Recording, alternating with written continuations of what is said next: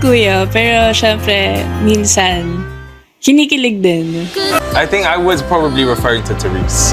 Bago pa lang magkaroon ng Jarfiang at Jarlet, mas nauna pa lang sinip sina Jaren at Therese or Jaris. Ito yung tinalakay ngayon sa episode ng Big Forever sa Never Ever Seen video.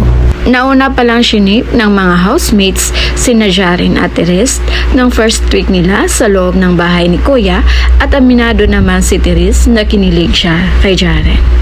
Nagsimula ang love team ng dalawa dahil sa asaran hanggang sa tuluyan na rin silang inasar ng mga housemates. Hindi lang nagtagal ang love team ni Jaren at ni Therese at wala silang masyadong fandom sa labas dahil maagang na-evict si Therese. Siya kasi yung first evictee.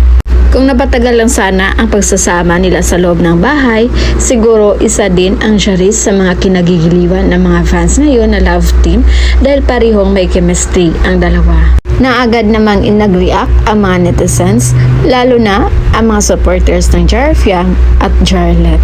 Kaya dagdag pa ng mga netizens, ito daw yung senaryo ni Jaren ngayon. Crush niya si Therese, ideal girl niya si Colette, attractive siya kay Fiang, and star niya si Kai. Naguluhan na tuloy ang mga fans kung saan nga ba talaga si Jaren.